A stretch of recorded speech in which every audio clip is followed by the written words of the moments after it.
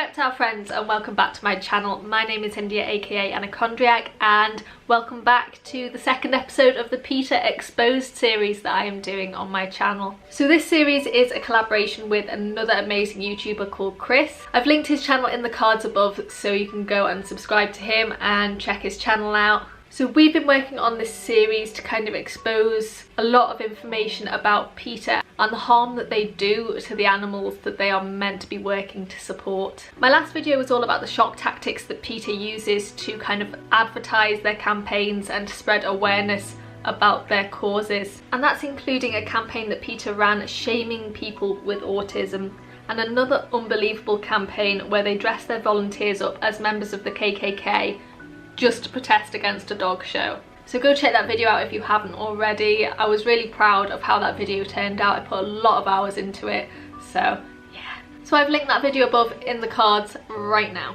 So today's instalment of PETA Exposed focuses on the hypocrisy that PETA, an organisation that is meant to be all about protecting animals and promoting animal welfare, operates a kill shelter with shockingly high rates of euthanasia. So this shelter is located in Norfolk, Virginia, where PETA's headquarters are, and currently it is the only shelter that they own. So if PETA loves animals as much as they advertise that they do, you would imagine their animal shelter to be like this paradise for animals waiting to find their new home.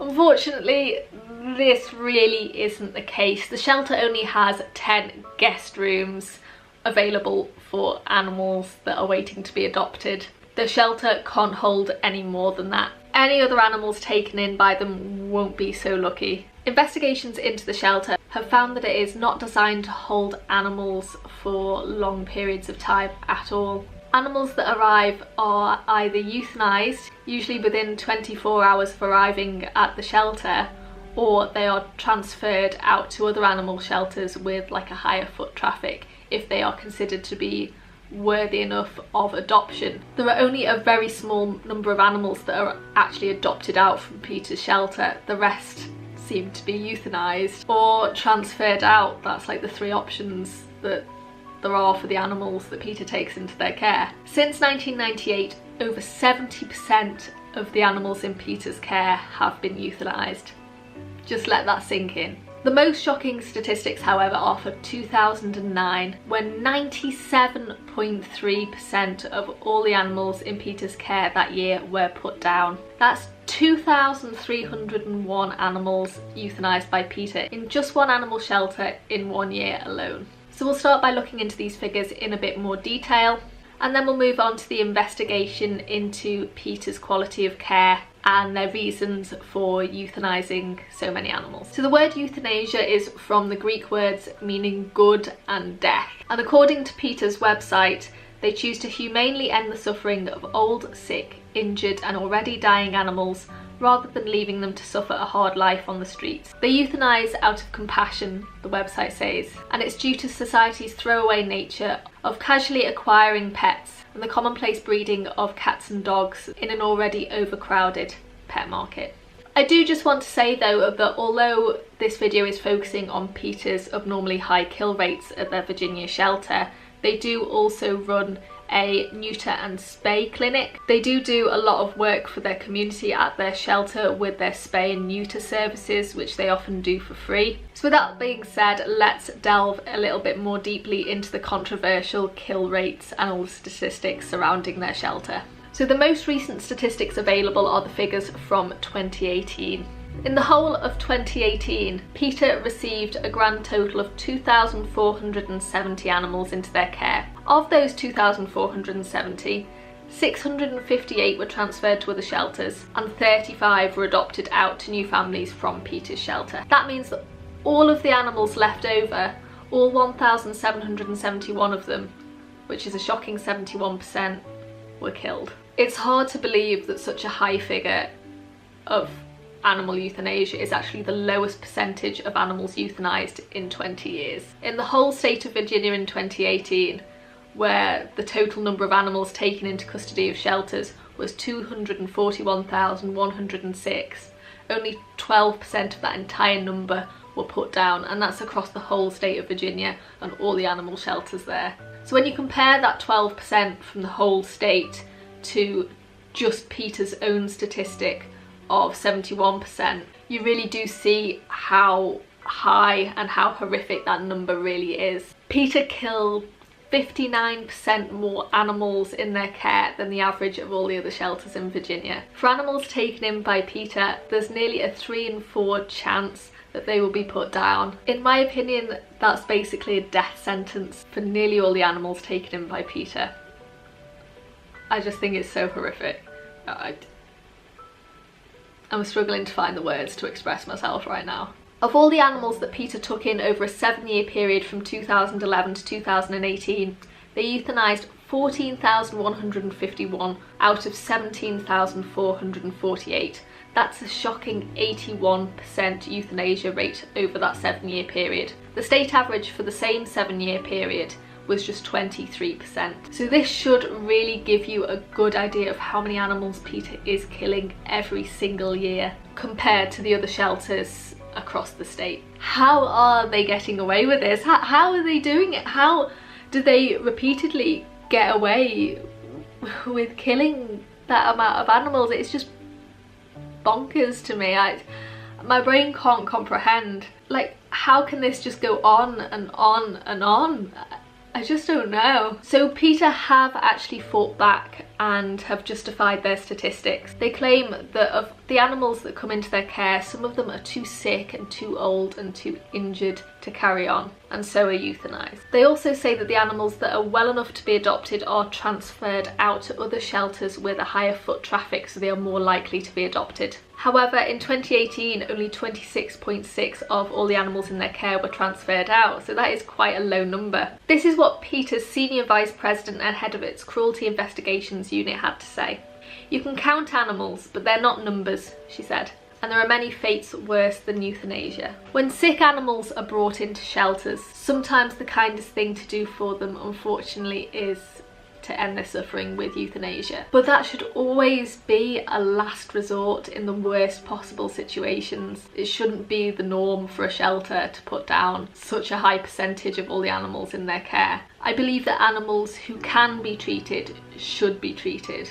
End of. So PETA said that they often take in animals which are considered unadoptable by other shelters, or they took in those that had already been denied admittance by other shelters. During a site visit by the Virginia Department of Agriculture and Consumer Services, the VDACS, into the runnings of PETA's shelter, the investigating officer reported that in 2010, 90% of all the animals taken in during that year were euthanized. 90% of all the animals that were put down during that year were killed during the first 24 hours. That is so unbelievably quick. It doesn't account for the 5-day grace period that Virginia state requires of shelters. In PETA's own guidelines for the running of animal shelters, it states that an ideal animal shelter, through a strong publicity programme, the public is made aware that the shelter is working to eliminate the animal overpopulation crisis, the primary cause of homelessness among animals, and that animals are up for adoption at that shelter. So to sum that last paragraph up, by PETA's own standards, a good animal shelter should be advertising to the public that animals are available and that the shelter is open and operational, and that the shelter is educating the general public about the animals they have up for adoption, as well as their policies to help end animal overpopulation. So you'd think that a shelter like that would have posters up around town, maybe advertisements in like the local newspaper or on local radio. They might have adoption events or charity events to get people involved with the shelter and to get like the awareness of their causes out. However, when a local resident in 2010 rang the PETA offices to inquire about their shelter, they were told that they did not have one. And because she was concerned about the response that she got from PETA, she actually forwarded that response to the VDACS, which prompted them to send out an officer on a site visit of the shelter. So in my view, PETA goes against its own standards of what a good shelter should be, because it is not advertising themselves or their animals at all, and it is actually misinformed a member of the public by telling them that there was no shelter, when in fact there was one, it just was closed to the public. According to the report of the VDACS, most of the adoptions from the shelter actually went to PETA employees and their affiliates, so the shelter was generally considered closed to the public, which is just weird, because if you want the animals at your shelter to be adopted, you would just be promoting it everywhere, wouldn't you, to get people's attention. In my opinion, they didn't want the animals to be adopted. They didn't want the animals to find new homes because PETA is actually against pet ownership. I think that they just wanted to put down as many animals as possible, and that is obviously just my opinion, but that's what I think. So the investigating officer made this comment about PETA's shelter. The findings of this site visit support the assertion that PETA does not operate a facility that meets the statutory definition of an animal shelter, as the primary purpose is not to find permanent adoptive homes for animals. The report then goes on to say, the shelter is not accessible to the public, promoted or engaged in efforts to facilitate the adoption of animals taken into custody. PETA's reception has historically been unaware of the existence of an animal shelter and has stated to inquiring members of the public that no such facility exists. PETA has published suggested guidelines for animal shelters on their website that indicate that organisational preference for the operation of such facilities. Their own facility does not satisfy many of the key recommendations. The agency is not aware of any efforts to facilitate adoptions of animals taken into custody. Previous inspections of this office have found no animals to be housed in the facility or very few animals in custody. Review of submitted annual animal records summaries by PETA and all reporting animal shelters for the past 6 years does not support that the facility has a primary intent to find permanent adoptive homes for companion animals. So I know that was quite wordy. I had to actually read that off my laptop to make sure that I got it right for you guys. But just to sum all of that last paragraph up, it's basically that my belief that PETA was not advertising the shelter or the animals, which goes against their own standards for what makes a good animal shelter.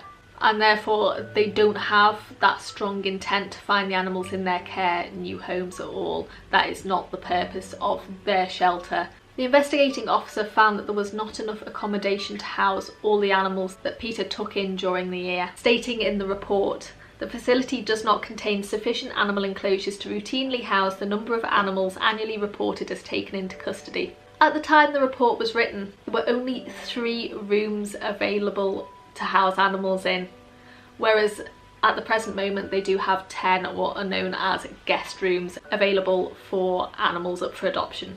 So basically I believe that PETA knew they were going to euthanise most of the animals that they take into their care. They did not have the capacity to house these animals long term, so either they had to be transferred out or euthanised. As with adoptions closed to the general public, those were kind of really the only 2 options that were available to them, apart from the very odd few every year that were given to new homes, but that was such a small percentage of the animals in their care. So in response to this, PETA's lawyer responded to the Virginia Department of Agriculture and Consumer Services, arguing that a legal technicality protected their status as an animal shelter. So they were relying on like a little legal technicality to actually let them continue operating. So it is undeniable that in a few cases when an animal's suffering is just too much, that euthanasia is unfortunately the kindest option for that animal. However, by taking in all these animals when they know they don't have the space to keep hold of them long term, are they condemning